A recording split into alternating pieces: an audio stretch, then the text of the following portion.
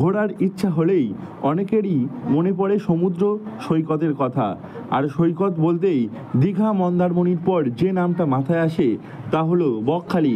কিন্তু বকখালির সমুদ্র সৈকতের কাছে থাকা অগভীর ক্যানেল বা সরু খাল ভাবাচ্ছে সকলকে। এই অগভীর ক্যানেলটির জল খুব কম থাকে, ফলে এটিকে গ্রাহ্য করেন না অনেকেই। এর পেছনে রয়েছে বিস্তীর্ণ চর, ভাটার সময় সেখানে জল থাকেই না। এই চরটিও খুব বিপজ্জনক। সামনে একটা নালা আছে না, ওটা তো জল ঢুকে যায়, তো এবার অনেকে জানে না, তো ঘুরতে যখন ফেরে ওখান থেকে তখন অনেক সময় অ্যাক্সিডেন্টের সম্ভাবনা থাকে না। এটা নিয়ে সতর্ক করে, তাই না? সতর্ক করে দিই আমরা, তারা যাবেন না করে। এই তো বিভিন্ন চারিদিকে তো এখানে সাইনবোর্ড লাগানো আছে, দেখেন না ওরা? সবাই তো দেখে না, সবাই দেখলে তাহলে তো আর এরকম অ্যাক্সিডেন্ট হয় না। দেখে না বলেই অ্যাক্সিডেন্টগুলো হয়।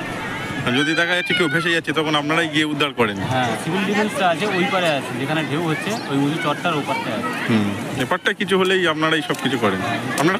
বকখালিতে গেলেই এই সতর্কতা সম্বলিত সাইনবোর্ড চোখে পড়বে আপনার, কিন্তু সেই সাইনবোর্ড দেখেও দেখেন না অনেকেই, ফলে ঘটে যায় বিপদ। সম্প্রতি ভিড় বাড়ার সঙ্গে সঙ্গে দুর্ঘটনার উদাহরণও উঠে এসেছে। এরপরেও বারবার পর্যটকদের সচেতন করে থাকে সুন্দরবন পুলিশ জেলার ফ্রেজারগঞ্জ থানার পুলিশ কর্মীরা, সিভিল ডিফেন্সের কর্মীরাও থাকেন।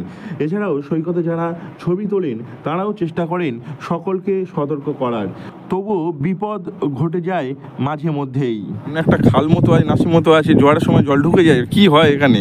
মানে কেন বিপজ্জনক বলছে সব লোকজন? বিপজ্জনক বলছে উল্টো দিক দিয়ে আবার ঢেউ যায়, যার কারণে বিপজ্জনক। মানুষের পাত্র পারে যেতে পারে না, যে সমুদ্রের প্রাকৃতিক পরিবেশে, মনোরম পরিবেশে ঢেউ খাওয়ার জন্য আসে, তাদের কি দেখা যাচ্ছে এখানে? আচ্ছা।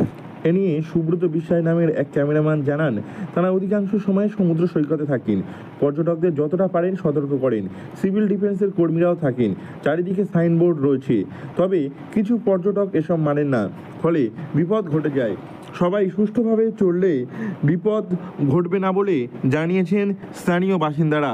এই সতর্ক বার্তা সম্বলিত সাইনবোর্ডগুলি সকলের ভালোভাবে পড়া উচিত বলে জানিয়েছেন তারা, যার ফলে ভবিষ্যতে দুর্ঘটনা অনেক কমতে পারে।